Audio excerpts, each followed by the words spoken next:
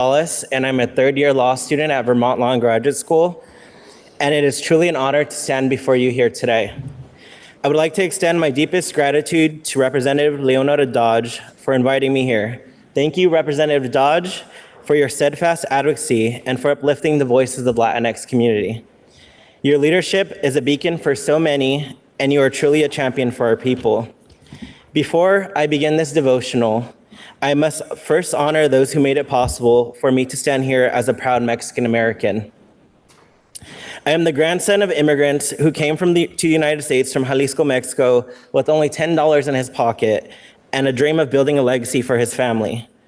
Equally important, I am the grandson of a woman who labored tirelessly in the agricultural fields of Arizona and California to provide a better life for us all.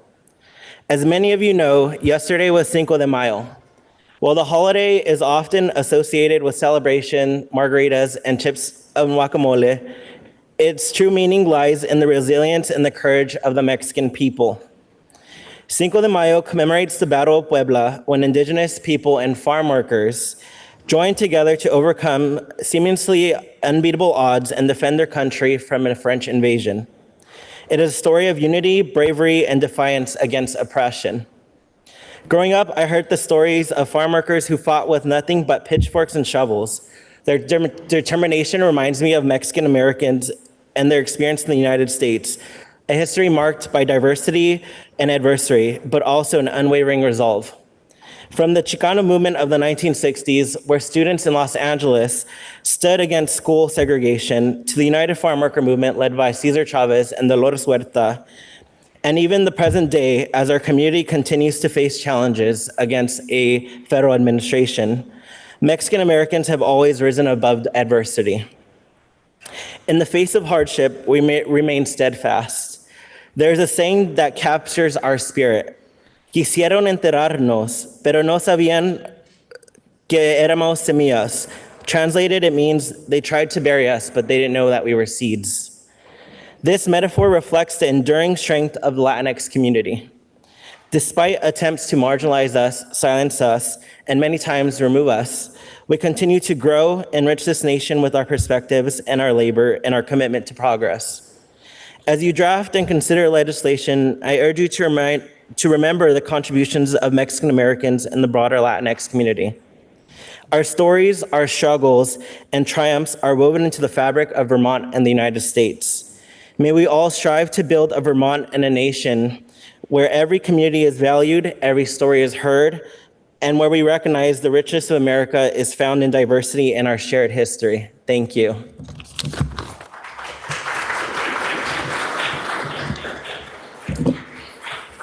Will members and guests please rise as Paige Braden Sharon Burns of Montpelier leads us in the Pledge of Allegiance. I pledge allegiance to the flag of the United States of America and to the republic for which it stands, one nation, under God, indivisible, with liberty and justice for all. Members, we have 5 bills on the notice calendar that require referral to a money committee pursuant to House Rule 35A. We'll start with 3 bills that affect the revenue of the state and therefore refer to the Committee on Ways and Means. They are Senate Bill 63, which is an act relating to modifying the regulatory duties of the Green Mountain Care Board. Senate Bill 109, which is an act relating to miscellaneous judiciary procedures. And Senate Bill 127, which is an act relating to housing and housing development. Next, the following 2 bills carry an appropriation and are therefore referred to the Committee on Appropriations. House Bill 46, which is an act relating to the Rare Disease Advisory Council, and House Bill 230, which is an act relating to the management of fish and wildlife. Members, we have received requests to read 4 House concurrent resolutions that the House and Senate adopted pursuant to the consent calendar. The first is HCR 81, which is a House concurrent resolution in memory of former Bakersfield Select Board member Brenda Churchill. Please listen to the reading of the resolution. Whereas to many, Brenda Churchill was best known as a leading advocate for transgender rights within the LGBTQIA+ community. But this was not her sole civic or political engagement. And whereas for over 2 decades, she was employed in the telecommunications industry and later brought this professional expertise to her service on the board of Northwest Fiber Works, the communications union district serving Franklin and Grand Isle counties. And whereas Brenda Churchill served as a key aide in Christine Hellquist's 2018 gubernatorial campaign, and she completed the Emerge Vermont candidate training program and also served on the organization's board. And whereas as the legislative liaison for the LGBTQIA Alliance of Vermont, her efforts were critical in legislative enactments related to ethnic and social equity studies in public schools, the provision of gender-neutral bathrooms, adding a non-binary designation for Vermont driver's licenses, and establishing a birth certificate authentication process. And whereas Brenda Churchill's interests also focused on municipal government in the town of Bakersfield, where she served as a zoning official and the local American Rescue Plan manager. And she won election as both a Justice of the Peace and Select Board member. And whereas during the 2020 U.S. Census, she served as one of the Vermonters performing the vital role of data collector for the decennial headcount. And whereas when not engaged in one of her many public or nonprofit sector roles, Brenda Churchill loved riding her bright orange Jeep off-trail on interesting journeys. And whereas Brenda Churchill's participation in local and state government culminated in being selected as a member of the Vermont Commission on Women. And whereas on January 13, 2025, Brenda Churchill died at 67 years of age, and her survivors include her partner, Sarah Chapman, her children, and her grandchildren. Now, therefore, be it resolved by the Senate and House of Representatives that the General Assembly extends its sincere condolences to the family of Brenda Churchill, and be it further resolved that the Secretary of State be directed to send a copy of this resolution to her family, the Bakersfield Town Clerk, and the Vermont Commission on Women. Next is HCR 104, which is a House concurrent resolution recognizing May 2025 as National Foster Care Month in Vermont. Please listen to the reading of the resolution. Whereas, according to the U.S. Child Welfare Information Gateway, there are over 365,000 children and youth in foster care, and the 77% of eligible youth in foster care ages 14 to 21 years old left care without receiving the federally funded services necessary to prepare them for adulthood and independent living.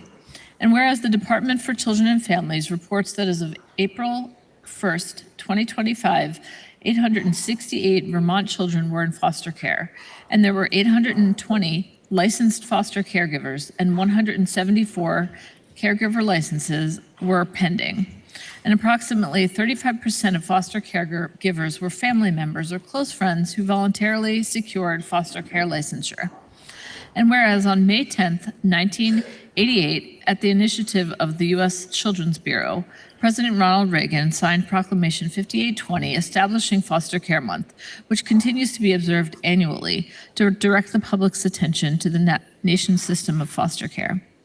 And whereas Proclamation 5820 acknowledged that the family has the prime responsibility for nurturing children, but some parents are unable to provide a minimally acceptable level of care for their children, and temporary or permanent alternative placement is necessary.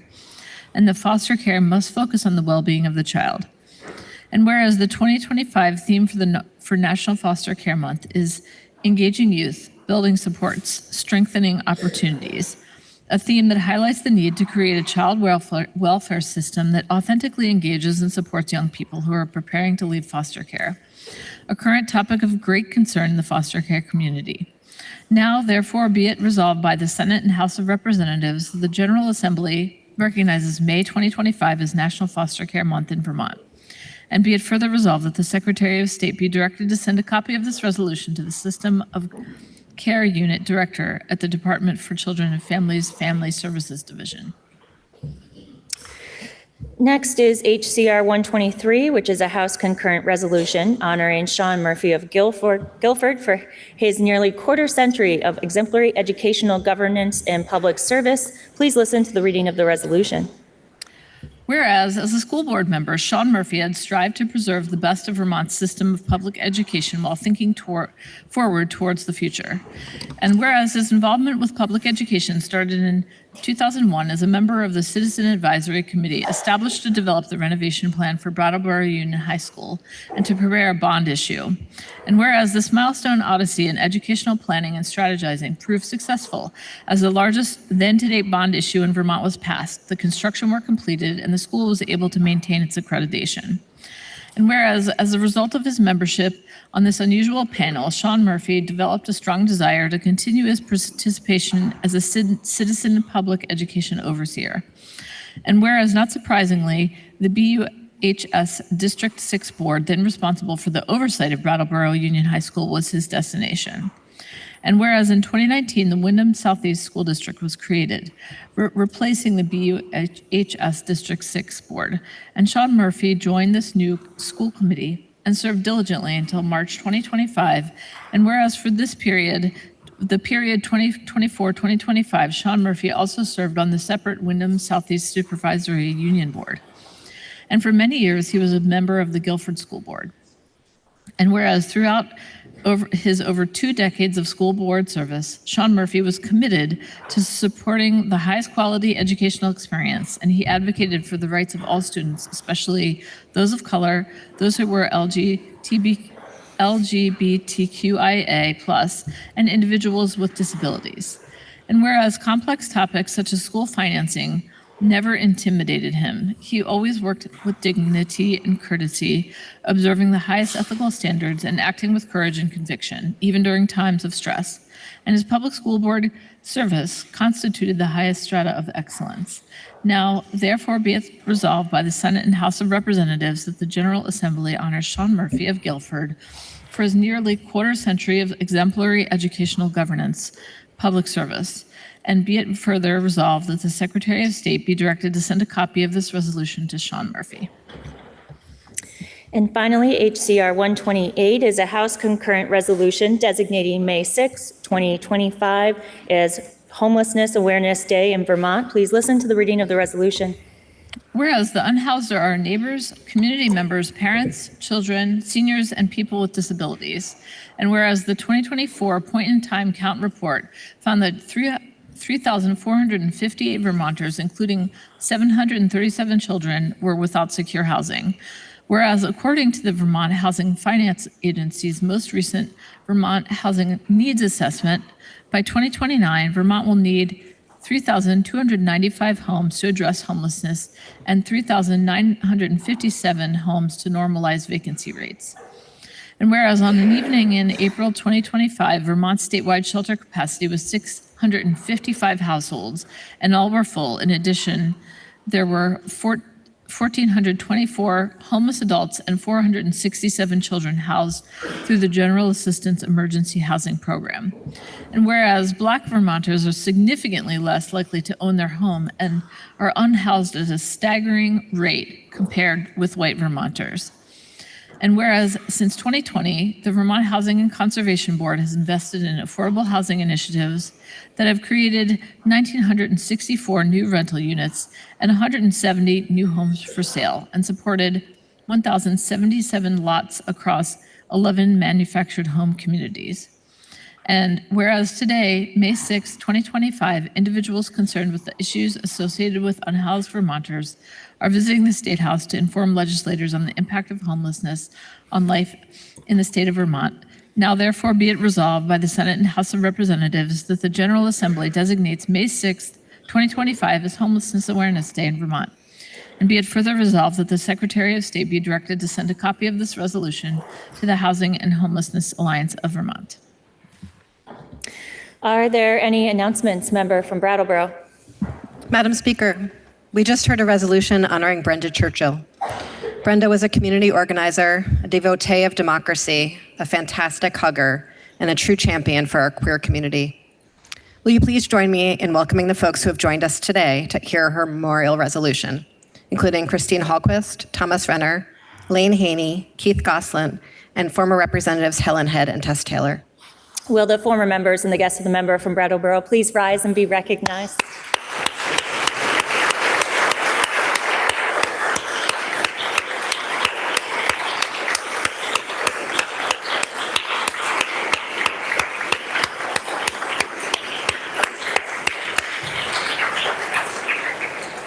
Member from Essex. Thank you, Madam Speaker. I wanted to welcome and thank our amazing devotional speaker for today. Take a good look at Isaiah, because you will want to remember that you one day were in the same room. This was his letter of recommendation for a very coveted fellowship from the amazing Jill Martin Diaz, who heads up the Vermont Asylum Assistance Project. I observed him as a student with considerable expertise, wisdom, and poise beyond his years. My job would be to simply guide him in the right direction and watch him flourish in his drive. And if I was lucky, learn a lot from him along the way. Isaiah chaired the National Latina Law Students Association chapter. He interned at Vermont Asylum Assistance Project. He was the symposium editor for the Vermont Journal of Environmental Law. He was a student ambassador at the Vermont Law and Graduate School. He co-chaired the Latinx American and Caribbean Law Student Association. He was the president of the Student Bar Association. He interned as a first year at the Department of Justice. He was selected recently for one of 5 coveted spots at the Department of Justice's New York City Attorney General's Honors Program. Sadly, due to federal cuts, very recent federal cuts, Isaiah and other law students dedicated to public service will miss out on that opportunity. He's here in the middle of his last law school finals, and as he launches to studying for the New York bar, because he was hired as a public defender to do immigration work. If you could please help me welcome Isaiah Gonzalez to the State House, Madam Speaker and fellow members. Thank you so much. Will the guest of the member from Essex please rise and be recognized?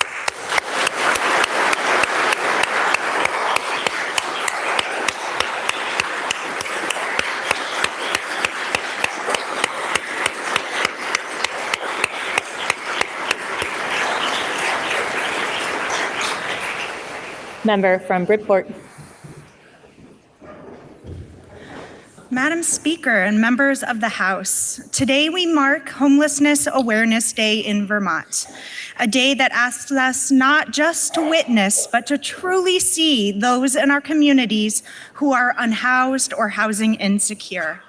It is a solemn reminder that even here in Vermont, where we pride ourselves on community, compassion, and care, too many of our neighbors still sleep in cars, in shelters, hotels, on couches, or in tents, without the safety and dignity of a stable home.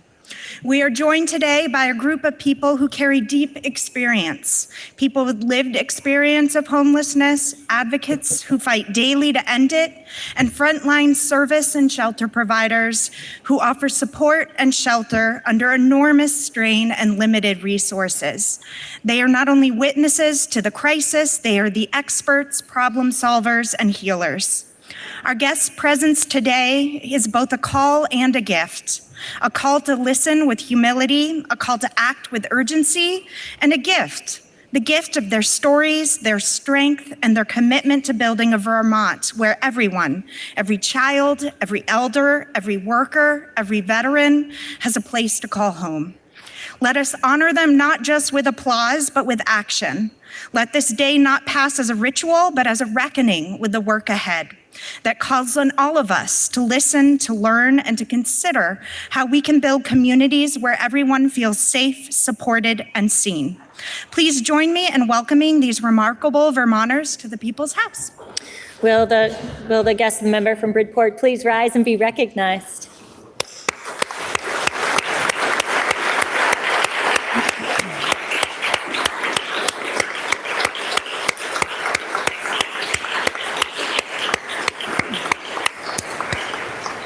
Member from Guilford.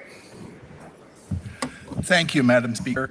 We all know that our communities who serve and serve well. Where would our communities be without stalwart and courageous volunteers? We just heard the reading of a resolution that brings attention to Sean Murphy's long term of service to Guilford and the 5 towns of the Wyndham Southeast Supervisory Union. I have had the honor and privilege of watching Sean throughout his many years of service as school board member, as lister, and as active citizen.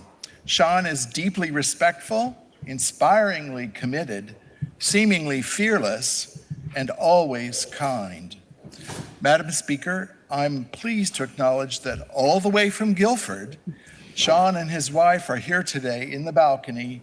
Please help me and my near district colleagues welcome them to the People's House. Will the guest member from Guilford please rise and be recognized?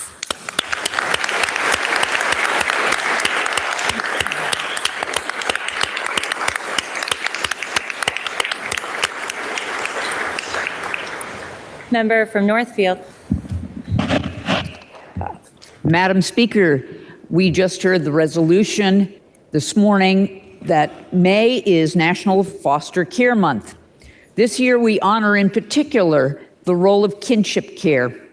When children enter foster care and are placed with relatives or close family friends, they know their caregivers and they benefit from preserved family relationships, including knowledge of family history, culture, and traditions. By maintaining relationships with relatives and kin, stability is increased, trauma is reduced, and children can maintain a sense of family, belonging, and identity. In Vermont, where kinship care is a priority, more than 35% of children who enter foster care are placed with kin. Overall, 50% of those in foster care reunite with their birth families. Foster Care Month honors our state's network of 1,000 dedicated foster, kinship, and respite providers, where these children's needs for safety and belonging are protected until their families are able to safely resume parenting duties. So, Madam Speaker, this month we pause to show our appreciation for all of those involved with foster care in recognizing their commitment to safety, stability, connections, and well-being of Vermont's children and families. On behalf of your entire Human Services Committee, please welcome the representatives here today from our foster care network. Will the guest member from Northfield please rise and be recognized?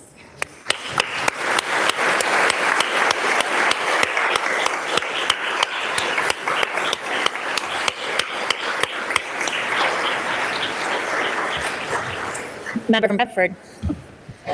Madam Speaker, I have a guest with me in the balcony today. Christopher Hazley is a member of the current class of Vermont Leadership Institute. He lives in Burlington and currently serves on the Church Street Marketplace Commission, as well as the Ward 3 Neighborhood Planning Assembly Steering Committee. Will the body please help me welcome him to the People's House? Will the guest member from Bradford please rise and be recognized?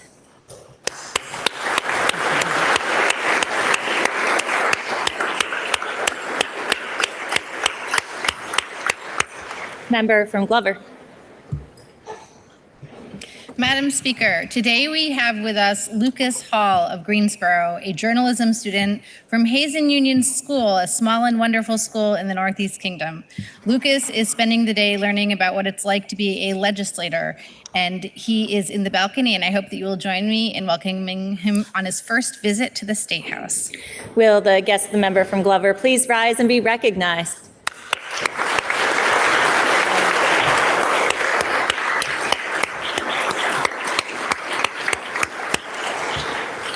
Member from Burlington. Madam Speaker, I noticed that we also have a guest from my district in the balcony who is no stranger to this building. For a long time, I didn't have to serve because there was such a long line of amazing leadership coming out of my district. And now he's back, and I understand the cafeteria has a renewed supply of carrots as a result. But can we please welcome the former Lieutenant Governor? Will the guest member from Burlington please rise and be recognized?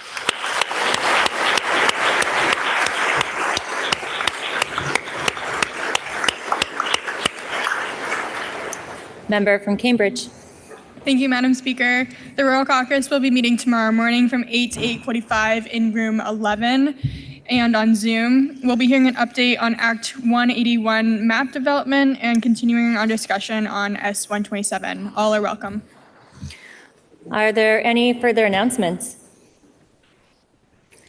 Seeing none, orders of the day.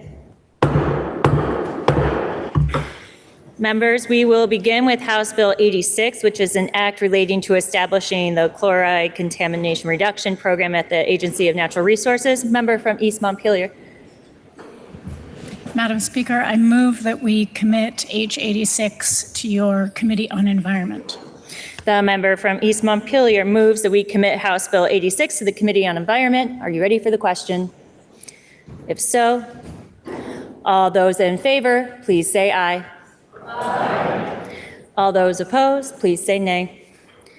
The ayes appear to have it. The ayes do have it, and you have committed House Bill 86 to the Committee on Environment. Now we'll turn to House Bill 504, which is an act relating to approval of amendments to the Charter of the City of Rutland. The bill was referred to the Committee on Government Operations and Military Affairs, which recommends that the bill ought to pass. The member from Dorset, Representative Pisonal, will speak for the committee, and then materially affecting the revenue of a municipality. The bill was then referred to the Committee on Ways and Means, which recommends that the bill be amended as printed in today's calendar. The member from Lowell, Representative Higley, will speak for that committee. Please listen to the second reading of the bill. H504, an act relating to approval of amendments to the Charter of the City of Rutland. Member from Dorset.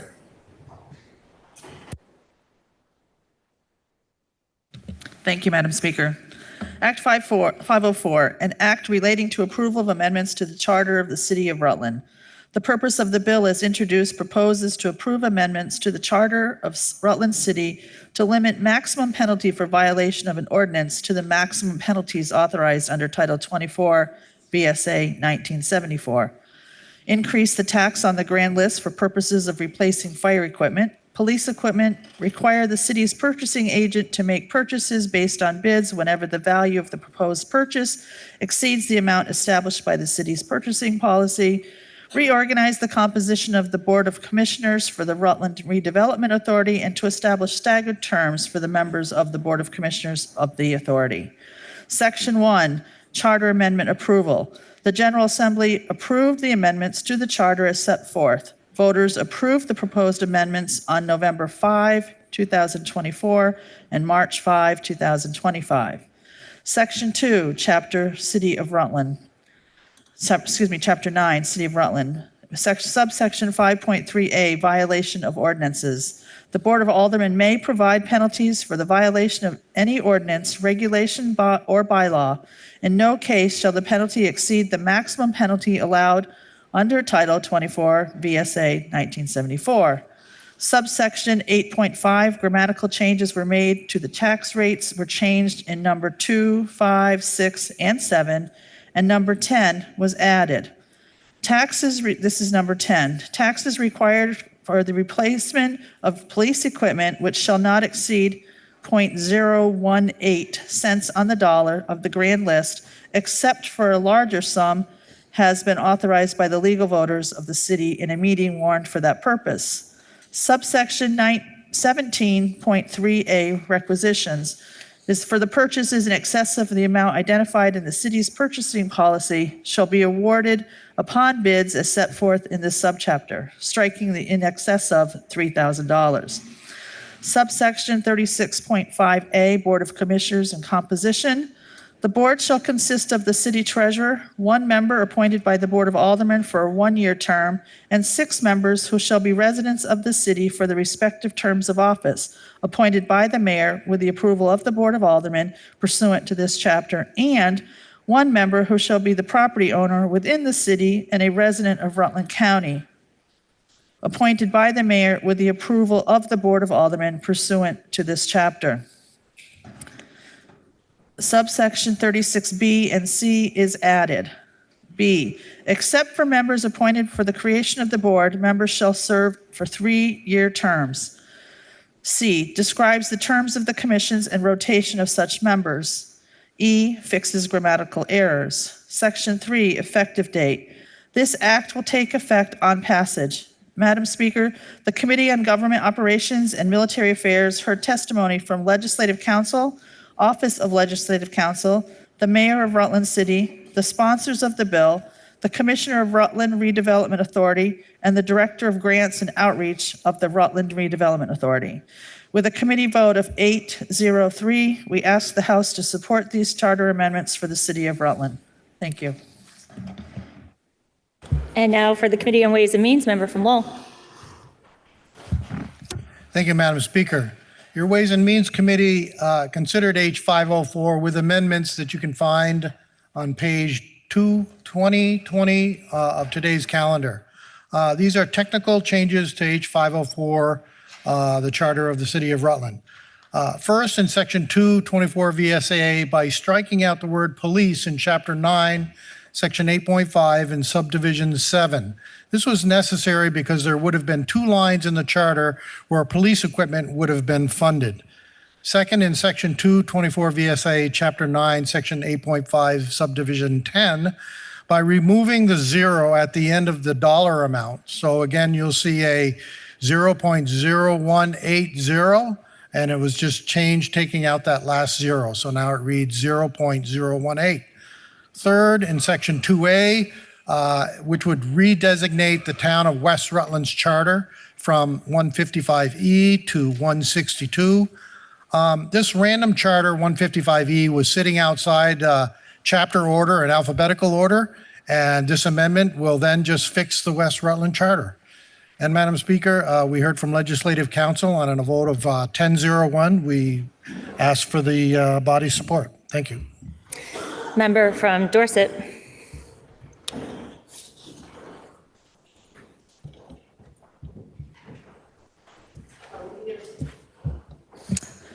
We did a straw poll of the amendment and it was 10-0-1.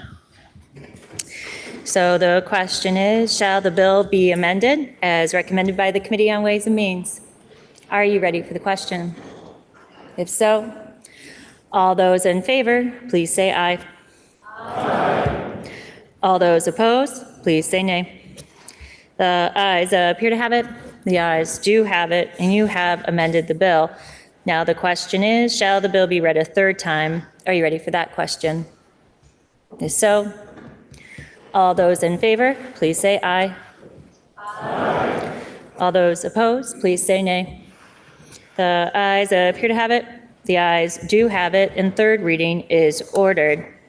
Next is Senate Bill 51, which is an act relating to the Vermont Unpaid Caregiver Tax Credit. The bill was referred to the Committee on Ways and Means, which recommends that the House propose to the Senate to amend the bill as printed in today's calendar. The member from Woodstock, Representative Kimball, will speak for the committee. Please listen to the second reading of the bill. S51, an act relating to the Vermont Unpaid Caregiver Tax Credit. Member from Woodstock. Thank you, Madam Speaker. I am pleased to present to you and to the Chamber this strike-all amendment to S51 on behalf of the Committee on Ways and Means.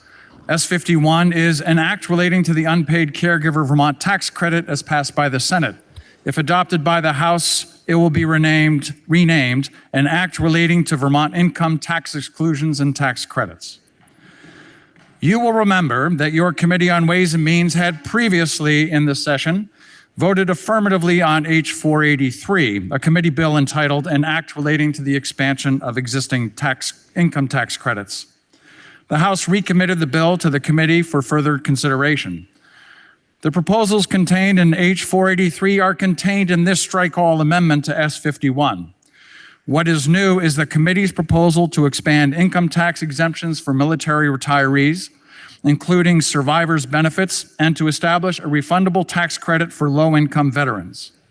If approved, all of the tax credits contained in S51 total $13.5 million in foregone revenue to the general fund.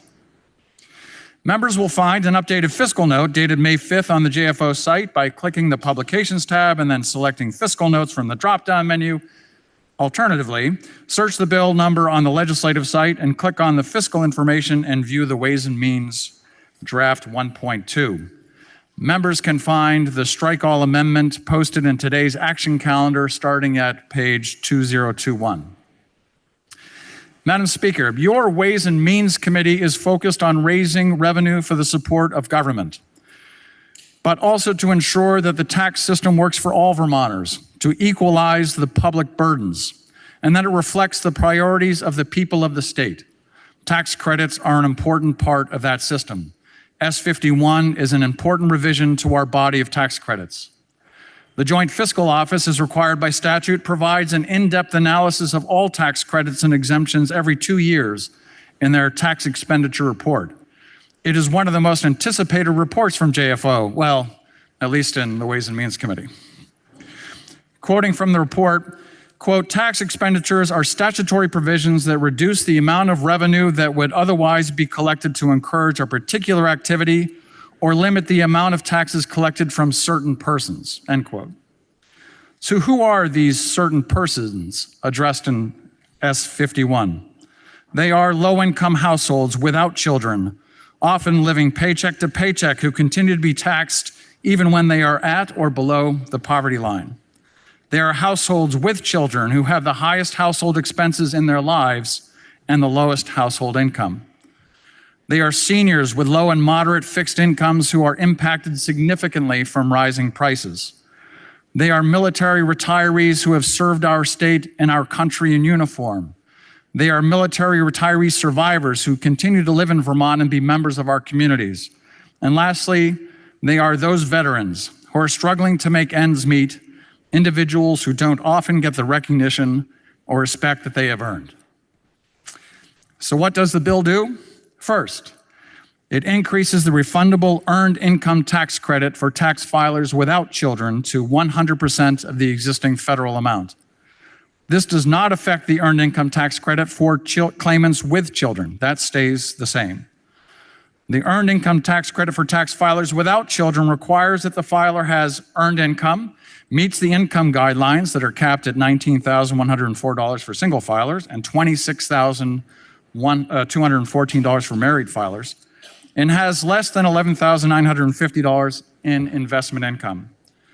The proposal is to increase the refundable credit for these tax filers to 100% of the federal amount, raising the maximum benefit from $247 to $649. Madam Speaker, the earned income tax credit has been proven to lift working people out of poverty. In 2021, as part of the American Rescue Plan Act, the federal program for workers without children was temporarily expanded, first by age by adding workers aged 19 to 24 and workers over 65, and raising the income eligibility thresholds and increasing the benefit paid to a maximum of $1,500. In Vermont, we saw an increase in claimants to about 28,000 in 2021, but that dropped to 11,600 in 2023, 2 years after the temporary expansion of the federal program expired. The average benefit of claimants without children in 2023 was $128. By increasing the percentage match to 100% of the federal program, we are giving greater relief to low-income working Vermonters who need the help. JFO estimates that 12,000 tax filers will file claims for the earned income tax credit without children. The fiscal impact is to add $3 million to the existing tax expenditure. Second, S51, as proposed, increases the child tax credit by increasing the age of qualified children from age 5 to age 6. Approximately 27,000 children from 21,000 households are claimed under the child tax credit. This is a refundable credit equal to $1,000 per qualified child, available to households with less than $125,000 in adjusted gross income. The credit phases out by 2% per $1,000 in income above $125,000 and is not available to households earning more than $175,000. On the federal level, the child tax credit was introduced in 1997 as part of the Taxpayer Relief Act. It has been adjusted over the past 27 years, maybe 28, and in the Tax Cuts and Job Acts of 2017, the tax credit was increased to $2,000 per child and made limits to the refundable amount of up to $1,400 per child. In the American Rescue Plan Act of 2021, the child tax credit was temporarily expanded for the 2021 tax year to $3,600 per child, younger than 6, and $3,000 per child up to age 17. ARPA temporarily made the credit fully refundable. The child tax credit reverted to previous payment levels for the 2022 tax year, and while the current federal child tax credit applies to households with children up to age 16, Vermont limits eligibility to children up to age 5. Increasing the age to 6 is expected to increase the number of claimants by 18.5%. The fiscal impact of doing so is $4.5 million in addition to the existing program.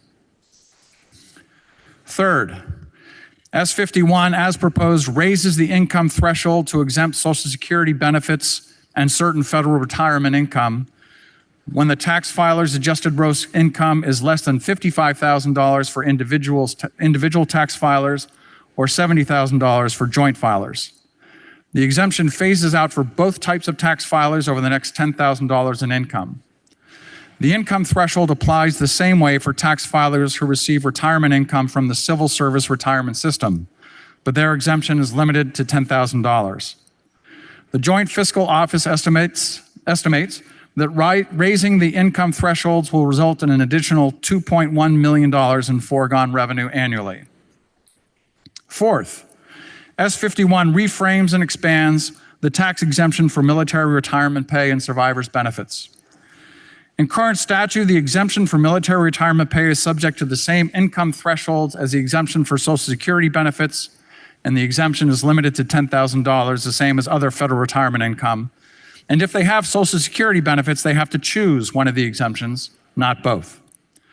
S51 allows tax filers to exempt 100% of their military retirement pay if they have adjusted gross income below $125,000, and that gradually phases out to 0% and $175,000 regardless of their single or joint filing status. It removes the $10,000 limitation in the existing system and allows filers to also claim the exemption for Social Security income subject to the income thresholds. Madam Speaker, this exemption from military retirement pay applies to all 8 uniformed services: the Army, the Navy, the Air Force, the Marines, the Coast Guard, Space Force, the National Oceanic and Atmospheric Agency Officer Corps, and the Public Health Service Commissions Corps. It is important to remember that all military retirees are veterans, but not all veterans are military retirees. Military retirees qualify for retirement benefits by serving in the uniformed services for 20 years, with some exceptions. They are eligible to receive those benefits immediately upon retirement. Many are in their 40s and start second civilian careers. They can earn retirement benefits from their civilian employer and Social Security benefits in that second career. Veterans, on the other hand, have served in the uniformed services, but not long enough to qualify for retirement pay. Their service could be of short duration, even as short as going through boot camp. This particular tax exemption does not apply to them. There are 3,921 military retirees in Vermont, of which 3,593 are receiving benefits. The Joint Fiscal Office estimates that of those retirees, 1,583 will qualify for the full exemption and 627 will qualify for a partial exemption. S51 also exempts Vermont military retiree survivor benefits. As of 2022, there were 751 survivors receiving survivor benefits as a result of a military retiree having purchased a survivor benefit for a spouse or dependents as a continuous lifetime annuity. The total annual benefits paid in 2022 averaged $11,808. The total fiscal impact of this exemption for military retirement pay and survivor benefits is $2.5 million. Fifth, S51 establishes the Vermont Veteran Tax Credit. This provides a $250 refundable credit to all veterans with adjusted gross income below $25,000 and phases out to 0% at $30,000. The U.S. Census Bureau estimates that there are 34,076 veterans in Vermont. According to the Veterans Administration, 15% of veteran households have an adjusted gross income at or below $25,000. The fiscal impact of this veteran tax credit is $1.4 million. Now for the bill. Section 1 on page 2021 ensures that the Vermont Child Tax Credit Program is not contingent on any federal laws regarding how much of the credit may be refunded. Section 2 on page 2021-2022 regards the earned income tax credit and separates the percentage credit for those filers with children from those filers without children. Filers with children remain at the 38% of the federal earned income tax credit that was established in 2022, and this establishes the rate for the earned income tax credit without children at 100% of the federal earned income tax credit. Section 2 further clarifies that filers are eligible for either credit regardless of whether or not the filer, spouse, or dependents have a qualifying taxpayer identification number. Section 3 on page 2022 regards retirement income, Social Security income. In subsection A, it raises the income thresholds for exempting Social Security income single filers by $5,000 from $50,000 to $55,000, and for joint filers from $65,000 to $70,000. It also raises the cap of the income exemption by $5,000 to $60,000 for single filers and $80,000 for joint filers. Excuse me, while I go to my computer, the printer didn't work out so well. In subsection B, it also raises the income thresholds in the same way as Social Security income for tax filers with retirement income from the Civil Service Retirement System. Filers with CSRS income can exclude up to the first $10,000 in income. Subsection C extends the exemption to other contributory retirement systems not covered by Social Security. Subsection D on page 2025 revises the treatment of military retirement income and U.S. military survivor benefit income, establishing that 100% exemption of the income when the AGI of the tax filer is less than $125,000, then phasing it out over the next $50,000 in income, and then canceling the exemption for filers with income over $175,000.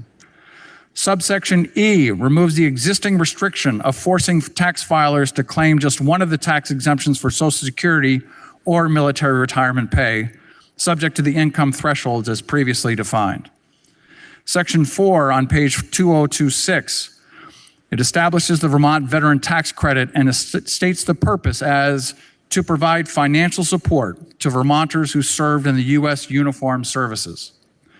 Section 5 on page 2026 establishes the $250 refundable income tax credit for those who can provide verification of having served in the military and sets the income thresholds at $25,000 in which the tax filer receives 100% of the credit and the phase out of the credit at $5 per $100 of AGI above $25,000, bringing it to zero at $30,000.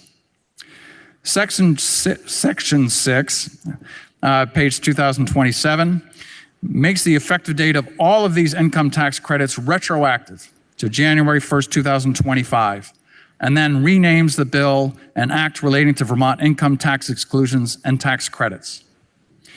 Madam Speaker, the Ways and Means Committee heard from the following witnesses: members of the General Assembly, the senator from Addison County, the reporter of S51, the representative from Milton, a sponsor of H43, the member from Stowe, a sponsor of H43, Legislative Counsel, the Office of Legislative Counsel, a senior fiscal analyst from the Joint Fiscal Office, the Director of Community Planning and Revitalization of the Department of Housing and Community Development, the Tax Credit and Grants Coordinator for the Department of Housing and Community Development, the President of the Preservation Trust of Vermont, the Deputy Commissioner of the Department of Taxes, the Senior Fiscal Analyst of the Department of Taxes, the Executive Director of the Vermont Association of Area Agencies on Aging, the Associate State Director of the Advocacy and Outreach for AARP, the Policy Director for Alzheimer's Association, Vermont Chapter, the Political Organizer of the American Federation of Teachers in Vermont, the Executive Director of the Vermont State Employees Association,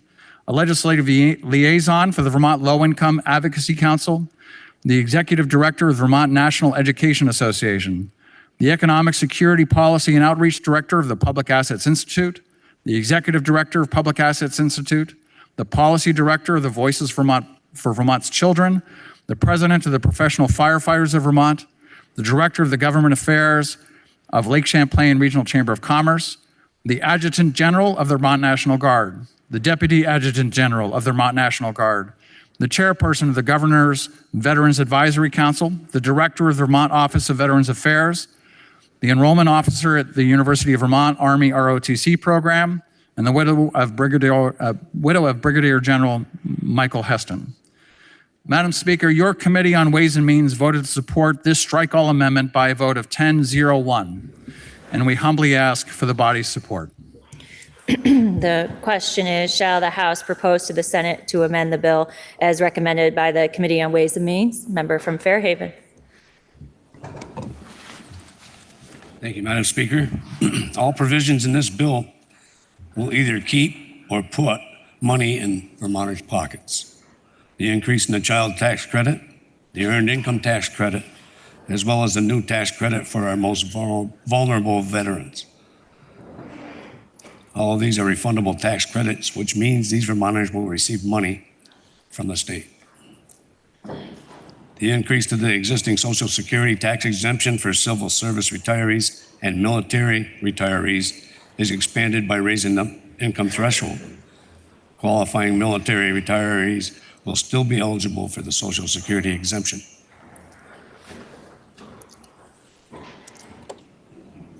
With the new military retirement tax exemption, the administration hopes to attract more new military retirees to stay or move into Vermont. Madam Speaker, may I read from testimony delivered to Ways and Means from the chair of the Governor's Veterans Advisory Council? You may. Recent data from Vermont's Joint Fiscal Office reveals that there are approximately 34,000 veterans, 3,900 military retirees, and 750 military survivors who live in Vermont. In 2024, Vermont's military retirees received approximately $90.8 million in benefits payments, an average of $25,000 per recipient. The total annual benefits payments to our military survivors equaled approximately $8.9 million, or $11,808 on average per recipient. Using the Joint Fiscal Office's updated and validated numbers, a recent economic model estimates military retirees inject nearly $91 million annually into Vermont's economy. Local spending from these benefits drives over $108 million in economic activity. This activity supports nearly 1,000 jobs. We thank the GVAC chair, Governor's Veterans Advisory Council chair, for his testimony. Madam Speaker, new military retirees are usually in their 40s. Many have a spouse and family. They have a valued skill set and a good work ethic. They are of the age that will help fill a void in our workforce. Many of their spouses are teachers or nurses, people we need to fill shortages we now or soon will experience in both of these professions. These are people we want to live in Vermont. These are families we want to live in our communities and neighborhoods. These are children we want in our schools. These are the people we want to participate in our community activities and events. We can expect these folks to seek employment and to be taxed on those earnings. These families also come with their own federal health care benefits. As previously stated, the fiscal impact of this exemption is $3.9 million. In January, within the governor's budget address, he dedicated $3.9 million to fund this military retirement income tax exemption. We would appreciate the support of the body. The question is, shall the House propose to the Senate to amend the bill as recommended by the Committee on Ways and Means? Member from Northfield. Madam Speaker, I join in encouraging support for this bill, and I'm particularly pleased to see the very assertive step forward in addressing the issues of veterans' pension exemptions. This is often looked at as part of a component of thanking veterans for their service, long-term service to our country. But as the member just referenced, this is also a really critical workforce investment. We have been among the very lowest states in the country in terms of the issue of exempting pensions. And that means that military folks on retirement looking for where they're going to go, often in upper level positions that will bring income tax from those positions to Vermont and that fill essential positions in our workforce shortages. They look to Vermont and opt not to come here or come to Vermont and leave prematurely because of that distinction. Madam Speaker, I have for many years been either co-sponsor or direct sponsor of bills addressing this issue because I'm closely tuned into it because of Norwich University in my district. And I know of the degree of vacancies that they struggle to fill, most of them at least partly directly because of this issue. I know veterans who have been constituents who have chosen to leave Vermont or not retire here because Vermont is not competitive with other states in terms of how they address taxation of pensions. So I am very, very pleased to see us take this step forward and encourage support. Member from Dover. Madam Speaker, military service often involves a lifetime of sacrifice. Service members don't just serve, their families do too. They move from duty station to duty station, often putting personal and professional goals on hold in service to our country. Spouses see their careers disrupted, limiting their long-term earnings and stability. Children grow up across multiple states and countries before they can finally settle in one place. And those who have served in multiple combat deployments often face life-altering and life-shortening impacts. I have seen these realities firsthand in my own family, and I know many others in this chamber have as well. 47 other states have already recognized this unique service and acted. Madam Speaker, on behalf of the Vermont National Guard and Veterans Affairs Caucus, thank you and the Ways and Means Committee for finally bringing forward legislation to stop the taxation of military survivor benefits and most military retiree pay. Member from Shelburne. Madam Speaker, I support this bill. This targeted and thoughtful package of tax credits will help a wide swath of working Vermonters.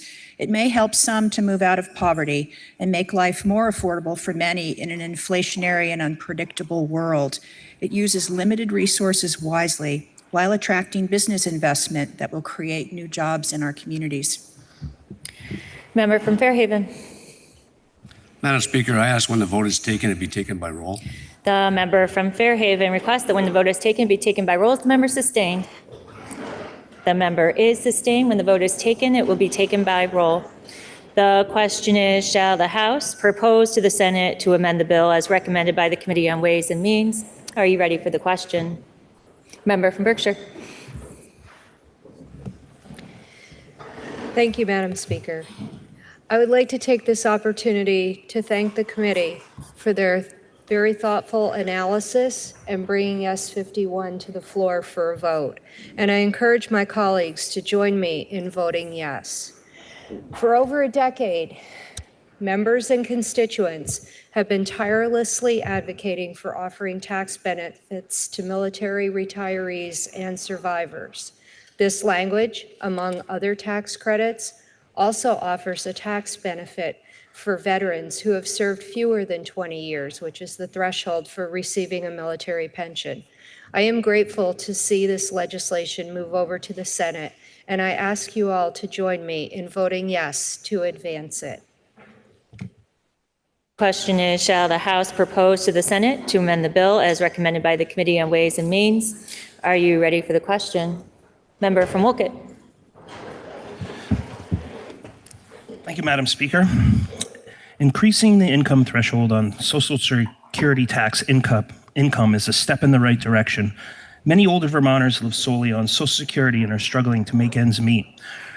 From increased costs in food prices to medical costs, we must continue to center the needs of older Vermonters. Please join me in supporting S51. Thank you. Are you ready for the question? Member from Stowe. Madam Speaker, thank you. I rise in support of S51. About 7 weeks ago, I had proposed an amendment. At that time, it was for H43, and that was a strike all amendment. And the main reasons that I proposed that amendment was to respect the uniqueness and the unique nature of 20 years plus of military service. Second was to create an incentive to help grow Vermont's workforce, and also to align with 47 other states. But I rise today with a lot of joy in my heart, and I really want to specifically thank the chair of Ways and Means and the entire committee of Ways and Means, the leadership, including our speaker, and of the leadership of both parties for allowing this bill to improve and take broad testimony. And I don't want to relive the testimony I had to give to the Ways and Means to this entire body, because I can't go through that again.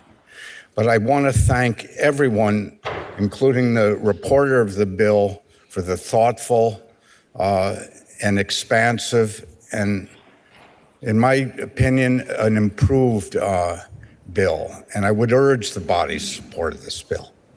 Thank you, Madam Speaker. The question is, shall the House propose to the Senate to amend the bill as recommended by the Committee on Ways and Means? Member from Coventry. Thank you, Madam Speaker.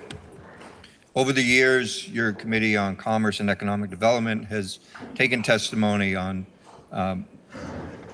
military retirement exemptions and how that could boost our workforce. I'm happy to see that it's here. I'm glad to see that we're finally talking about it and doing something about it. I'd like to just mention to the body what we can expect to receive the type of workforce that we will get.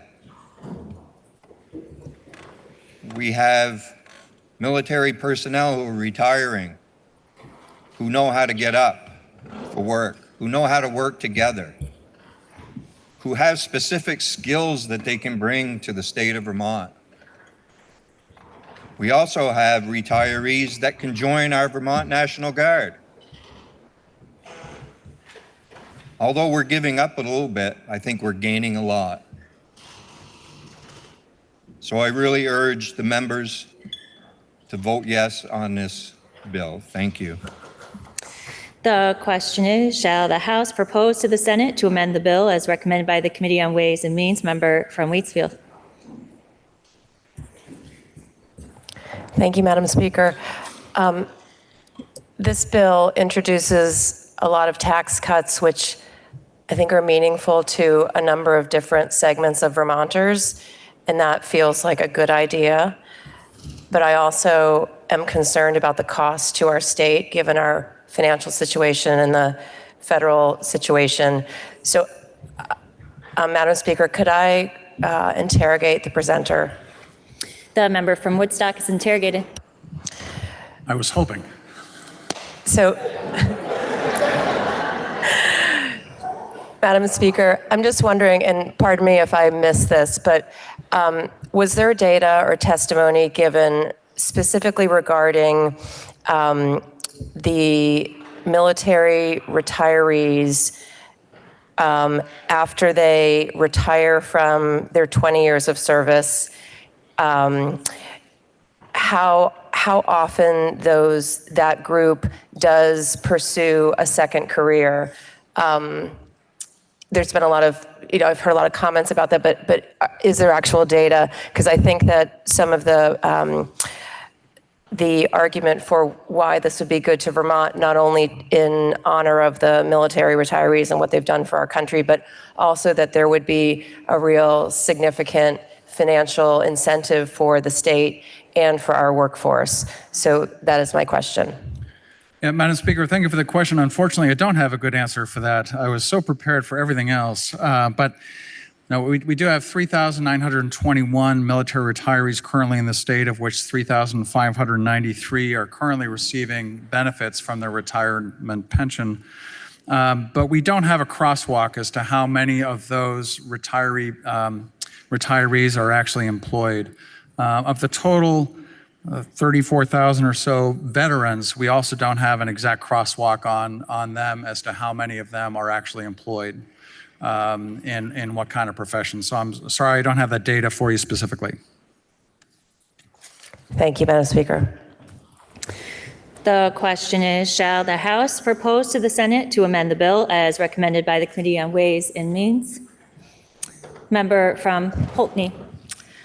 Madam Speaker, the governor has included military pension exemption in his budget for 8 of his last 9 years as governor. The member from Fairhaven has submitted a military pension exemption bill for 10 bienniums, now almost 19 years in his term in the legislature. I thank the House Ways and Means Committee for finally bringing this bill to the floor. While disappointed this bill does not afford an exemption to all military retirees, I look forward to this bill moving to the Senate and finally giving all military retirees the same benefit. The question is, shall the House propose to the Senate to amend the bill as recommended by the Committee on Ways and Means? Are you ready for the question? Member from Essex Junction. Madam Speaker, 5 years ago today, we were just beginning to feel the impacts of the COVID pandemic on our economy and our families. While many of the economic aspects of the pandemic widened the gap between the rich and the rest of us, the tax policy passed by the federal government and then duplicated in our state tax code did more to lower child poverty than any single policy in our lifetime. It is a lesson in good fiscal policy that I'm glad we learned, and I am proud we are expanding in this bill. These policies help us build a Vermont that works for all of us, not just a select few. Are you ready for the question? If so, will the clerk please call the roll? Arsenault of Williston. 2 minutes.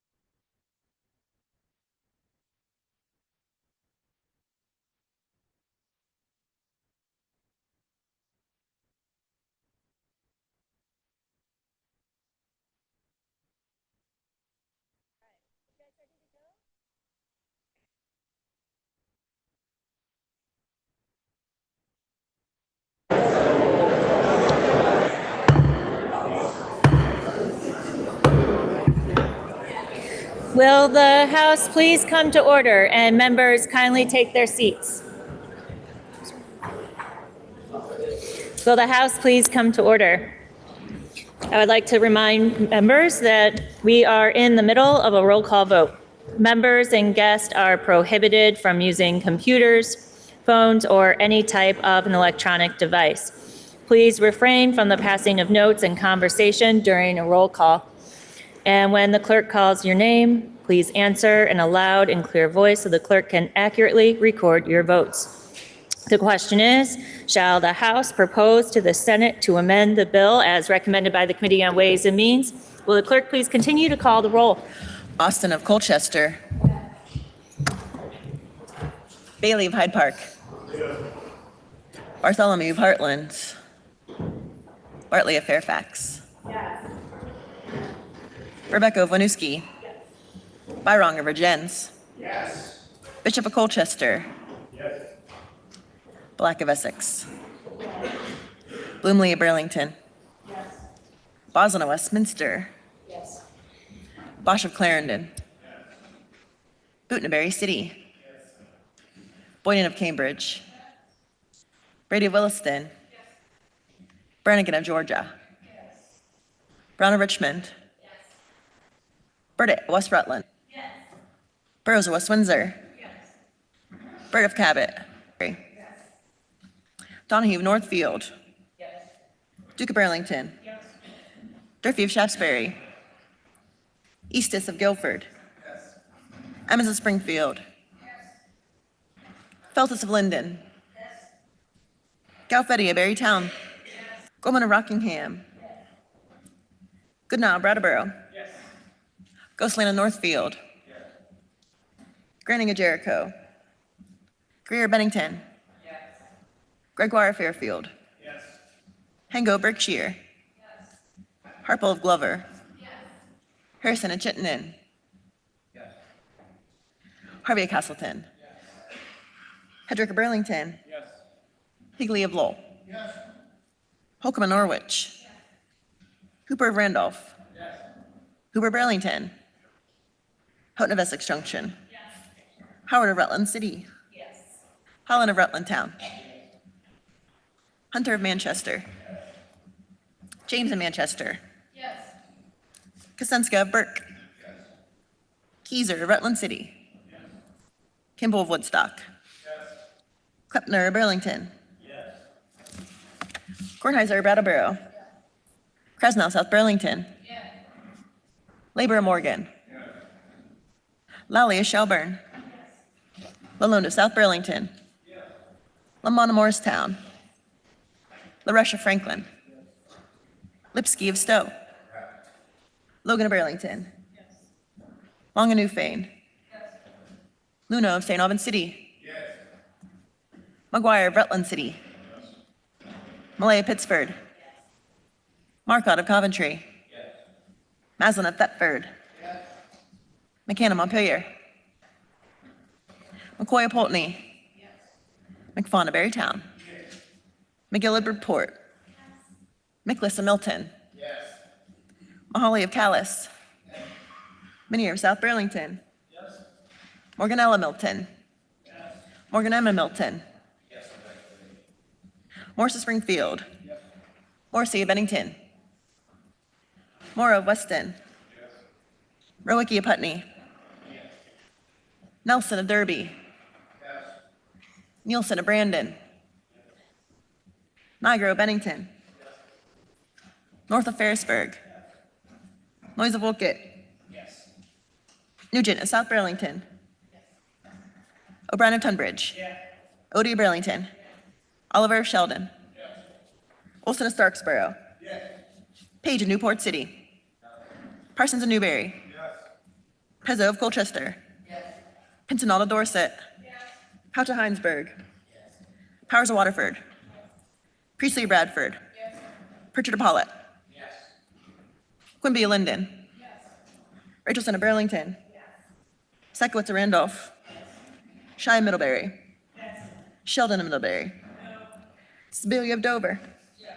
Southworth of Walden. Squirrel of Underhill. Steady Milton. Stevens of Waterbury. Stone of Burlington. Supernut of Barnard. Sweeney Shelburne. Taglavia Corinth. Taylor Milton. Tomlinson Ivanowski. Tufa St. Albans Town. Torrey Moortown. Walker Swanton. Wazza Zachary City. Waters Evans of Charlotte. Wells of Brownington. White of Waitsfield. White of Bethel. Winter of Ludlow. Wood of Waterbury. Yakavonia Morristown. Bartholomew of Heartland. Campbell St. Johnsbury. Casey of Montpelier. Christie of Hartford. McCann of Montpelier.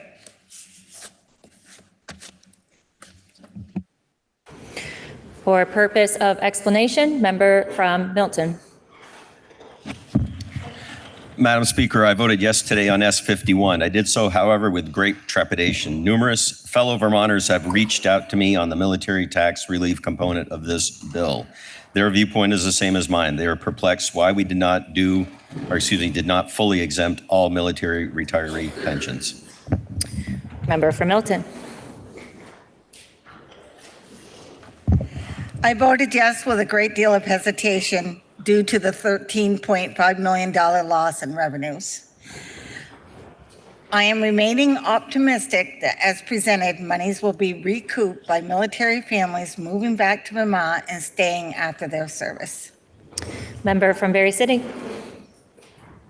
Madam Speaker, I am proud to support this bill, which honors not only military retirees, but also our most vulnerable and low-income veterans, far too many of whom live in poverty or are experiencing homelessness. This vote is dedicated to Navy veteran Edward Charles Wazazak Sr.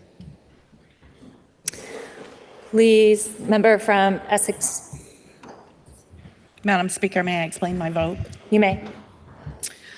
Knowing that we're facing catastrophic federal Medicaid cuts, I cannot in good conscience vote to forego revenue from pensioners that I know goes to support all of the suicide prevention programs that we have worked so hard to expand in Vermont. I'm voting no for all the veterans who will die by suicide without those supports and programs. Please listen to the results of your vote. Those voting yes, 142. Those voting no, 2. The ayes have it, and you have proposed to the Senate to amend the bill. Now the question is, shall the bill be read a third time? Are you ready for that question? If so, all those in favor, please say aye. Aye. All those opposed, please say nay. The ayes appear to have it. The ayes do have it, and third reading is ordered. Next is Senate Bill 56, which is an act relating to creating an Office of New Americans. The bill was referred to the Committee on Government Operations and Military Affairs, which recommends that the bill ought to pass in concurrence. Will the House please come to order? The member from Burlington, Representative Stone, will speak for the committee. And carrying an appropriation, the bill was then referred to the Committee on Appropriations, which also recommends that the bill ought to pass in concurrence. The member from St. Albans Town, Representative Dickinson, will speak for that committee. Please listen to the second reading of the bill. S56, an act relating to creating an Office of New Americans. Member from Burlington. Madam Speaker, your Committee on Government Operations and Military Affairs, to which was referred Senate Bill S56, has reviewed the bill and with a strong vote of 10-0-1, recommends it ought to pass as amended, and you will hear the amendment later. S56 establishes a study committee to explore the creation of an Office of New Americans in Vermont. The proposed office would serve to coordinate and improve access to state services for immigrants and refugees, collectively referred to as New Americans. The study committee will evaluate current barriers to integration, review models from other states, and provide recommendations for the structure, mission, and resourcing of the proposed office. Vermont would not be the first to take this step. In the past 4 years alone, Colorado, Hawaii, and North Dakota enacted bipartisan legislation to establish such statewide offices, bringing the total number of states with these offices or senior advisor positions to 22. In fact, more than 24 states now have either dedicated offices or staff responsible for coordinating immigrant integration efforts. Our neighboring state of Maine, for example, has already established an Office of New Americans where they focus on building workforce pathways and entrepreneurship support for immigrants, improving coordination among organizations supporting immigrants, and expanding and strengthening English language acquisition opportunities.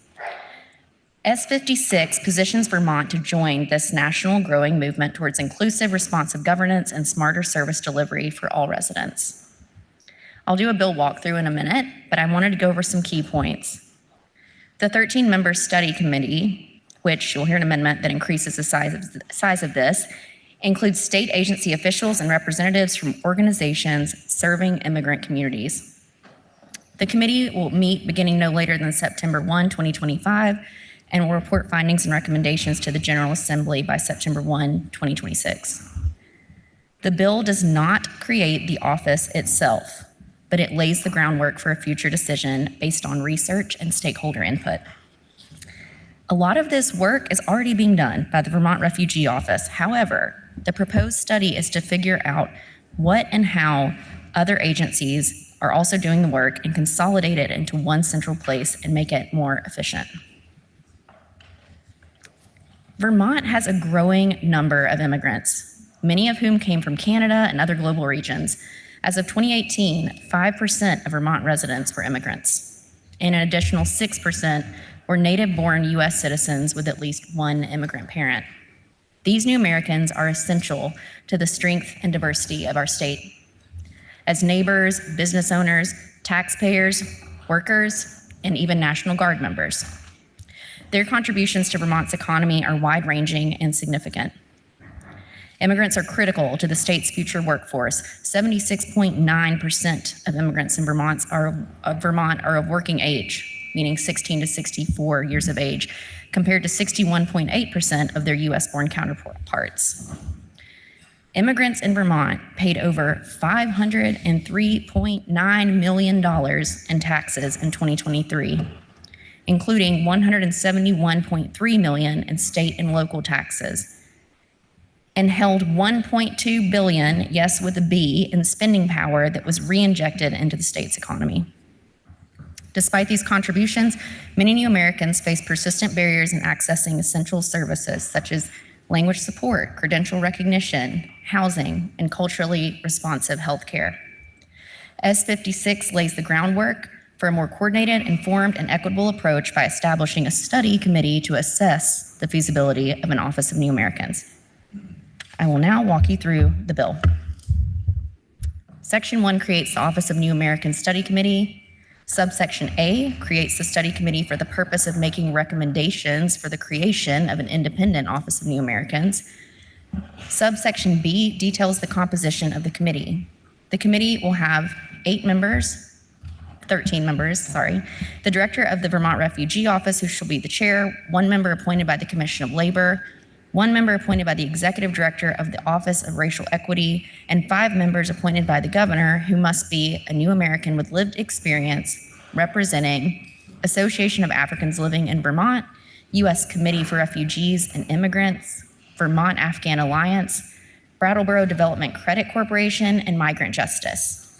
Subsection C requires the study committee to support a report to House Government Operations and Military Affairs and Senate Government Operations that includes a summary of the current demographic, economic, and public health data regarding new Americans in the state, a summary or survey of varying and successful approaches to providing government services to new Americans in other states, in consultation with community-based organizations, the Vermont Asylum Assistance Project, state agencies and departments that provide services to new Americans and other stakeholders, like the existing state and local level barriers for new Americans for gainfully participating in the state's workforce, additional governmental services needed by new Americans but not yet offered by the state, and the transfer or consolidation of existing governmental services for new Americans.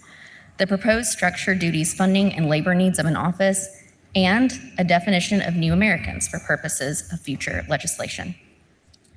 Subsection D authorizes the committee to create subcommittees. Subsection E states the committee shall have technical and legal assistance from the Agency of Human Services. Subsection F requires the committee report to be submitted on or before September 1, 2026. Subsection G requires the first meeting to be called on or before September 1, 2025. A majority of members shall constitute a quorum, and the committee shall cease to exist on the earlier of September 1, 2026, or the date the committee report is submitted. Subsection 8 establishes compensation and reimbursement of expenses for members pursuant to current Law 2 VSA, subsection 23 or 32 VSA, subsection 1010 as applicable. Section 2, effective date is upon passage. We heard from the following witnesses. Welcoming Committee Manager, Brattleboro Development Credit Corporation. Director, Government Affairs, Lake Champlain Regional Chamber of Commerce. Legislative Counsel, Office of Legislative Counsel. Director, State Refugee Office, Agency of Human Services. Director of Policy, Office of the State Treasurer, the sponsor of the Senate bill. Deputy Adjutant General, Office of Adjutant General.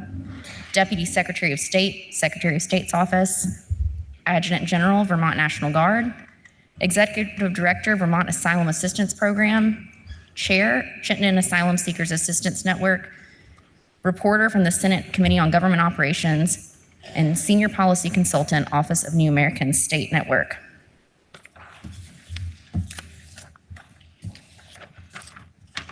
The committee finds the bill reflects thoughtful governance and broad stakeholder involvement. We respectfully recommend the House support the passage of S56 with a strong vote out of our committee of 10-0-1. We urge the body to concur by voting yes. Now, speaking for the Committee on Appropriations, member from St. Albans Town. Thank you, Madam Speaker. The House Appropriations Committee favorably reports S56 as passed by the Senate by a vote of 10-1-0.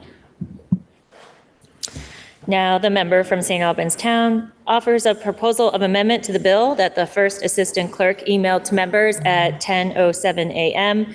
This amendment is also posted on the House Overview webpage, and paper copies are available at the main table. Member from St. Albans Town.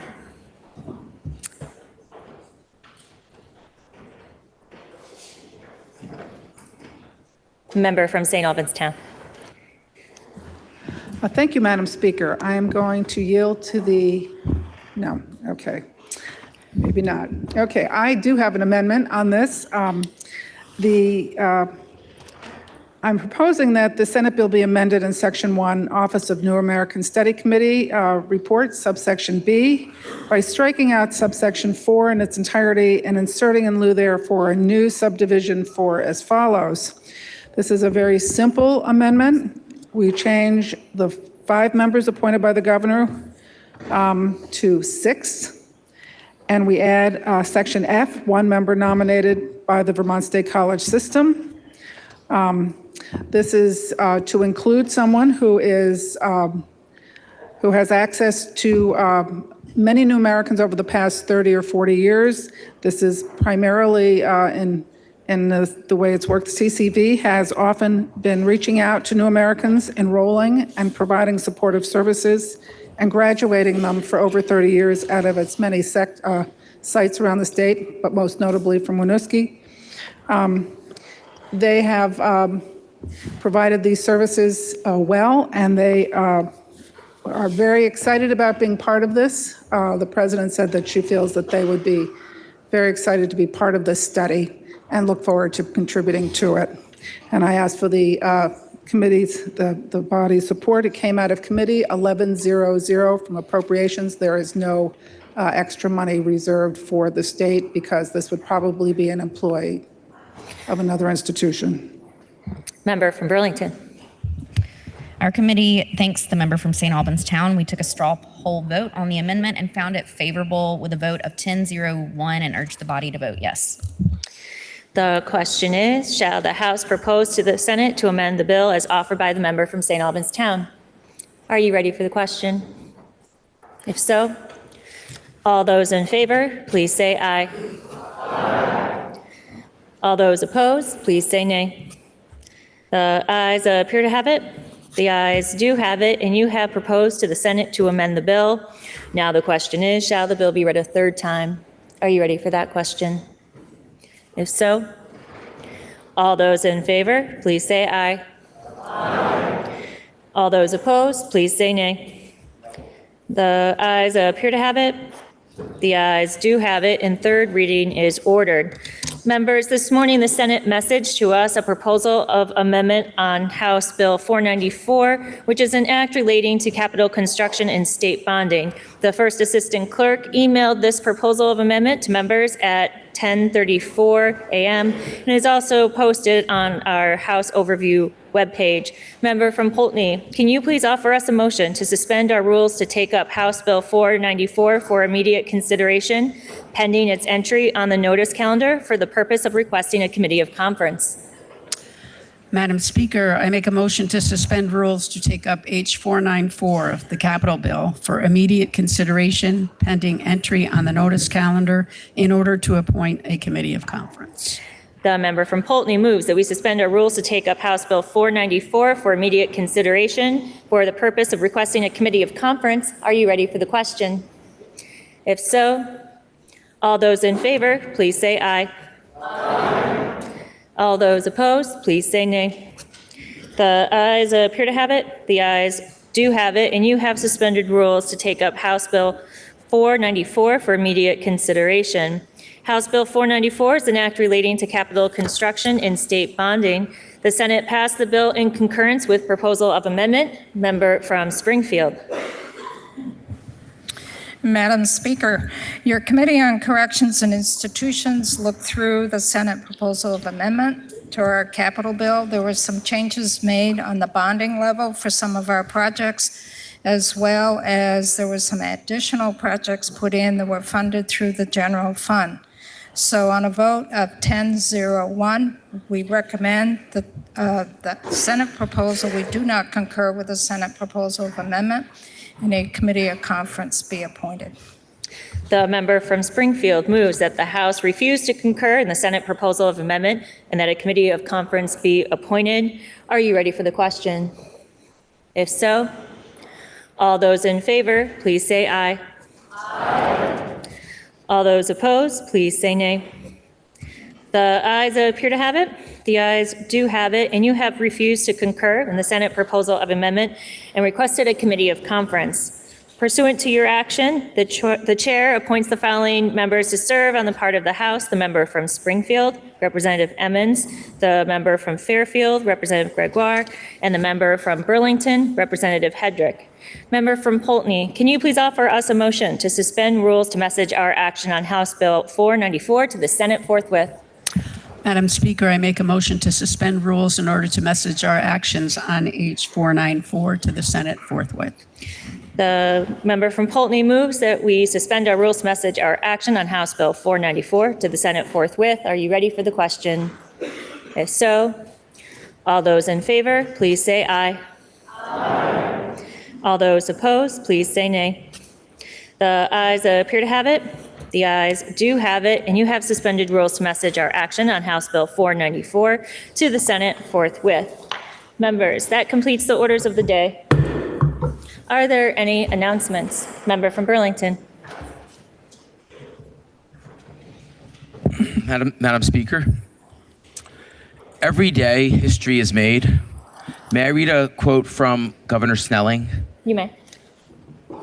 Each of us, every member of the human race, wakes each morning certain to make history and fated to change the course of events.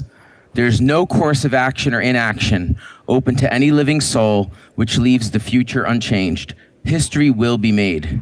It may be made mightily in proportion to the needs and opportunities, or it may be made weakly, shrinking and trembling before the task.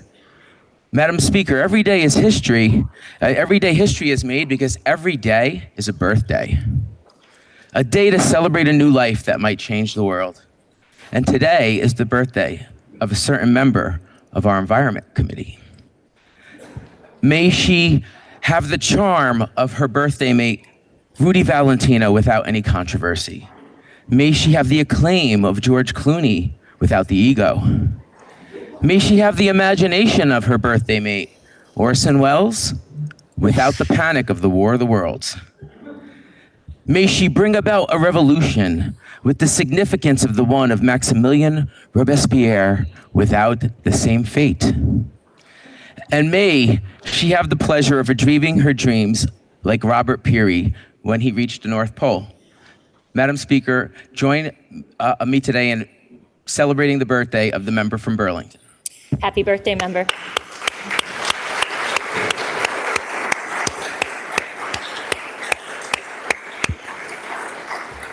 Member from Burlington. It's that time, 48 hours, cabaret, Thursday night. So a lot of y'all have come up to me in the halls and pitched some fun ideas for skits and whatnot, but I really need y'all to hammer that down by 10 a.m. tomorrow morning. Send me or the representative from Charlotte an email with your name, the title of your skit, any setup needs, and participants. And get your tickets from Molly Moore, not me. Thanks. Are there any further announcements? Member from Essex. Thank you, Madam Speaker. I wanted to also remind folks that out in the card room today we have the Vermont Parent-Child Center Network. I was a huge beneficiary, as were my children, of the family room in Burlington and other programs. They have 15 parent-child centers throughout the state, and their 8 core services include parent support, parent education, home visits, play groups, information and referral, early childhood services, and broadly community development. Thank you so much. I hope that you visit their table outside. Are there any further announcements? Member from Essex Junction.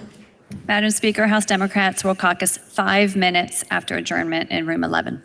Member from Poultney. Madam Speaker, House Republicans will caucus immediately following adjournment in room 10. Member from Burlington.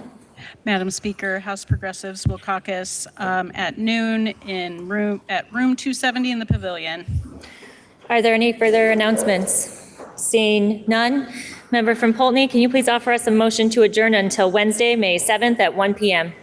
Madam Speaker, I make a motion this body stand in adjournment until Wednesday, May 7, 2025 at 1 p.m.